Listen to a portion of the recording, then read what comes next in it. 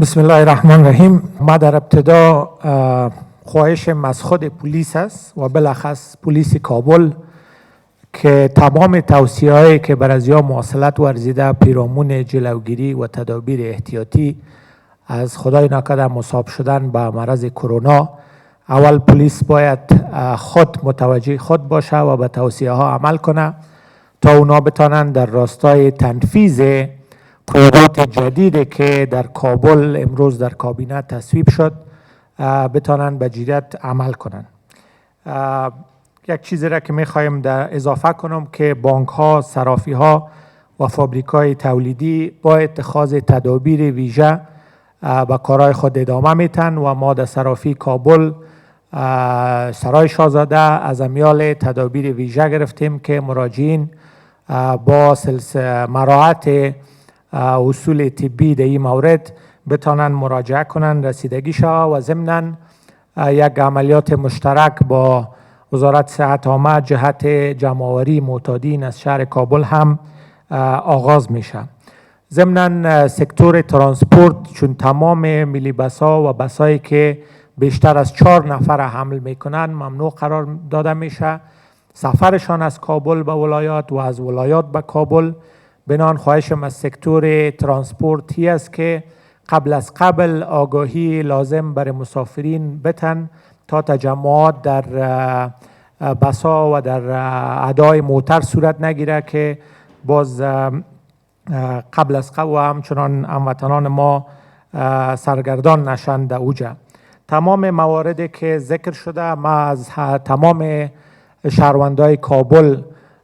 خواهش ما است که به خاطر مسئول ماندن، به خاطر از این که ما وقایه داشته باشیم از این ویروس،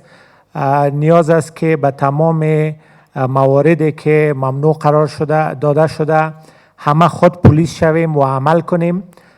و در راستایی که تخطی صورت میگیره پلیس کابل مکلف شده که با سایر سکتور امنیتی کابل، تیم امنیتی کابل این موارد تطبیق کنند و یک بار دیگر از همه شهروندان میخواهیم که در صورتی که نیاز مبرم نداشته باشین از خانه هایتان نبراین تا هم خود مسئول بانن و هم همشهریای کابل مسئول بانن. پلیس مکلف است که طبق قوانین فیصله‌ای که امروز صورت گرفته به او عمل کنه، اما بیشتر خود شهروندای کابل میتونن که پلیس شون و تمام از این موارد در نظر بگیرن و قبل از این که پلیس وارد عمل شود خودشان در این راستا اقدامات را کنن. ما در یک وضعیت حساس قرار داریم. در صورتی که ما برای یک مدت بتانیم که از تجمعات و از گشت و گذار غیر ضروری جلوگیری کنیم، مطمئن هستیم که در کاهش از این مرض و آفت میتونیم که به شکل قابل ملاحظه نظر به ارزیابی‌های طبی که وجود داره صورت بگیره. به او اساس ما از تمام شهروندای کابل به نمایندگی از پلیس کابل و پلیس افغانستان تقاضا میکنم که تدابیری که توصیه شده او را عمل کنن و پلیس هم مکلف است که در راستایی که تخطی وجود داشته باشه قاطعانه عمل کنه و باعث از این شود که انتشار از این مرض به خیر و خوبی از شهر کابل و تمام شهرهای افغانستان جلوگیری شود. افغانستان ویروس کرونا را شکست می دهد. کرونا را جدی بگیریم.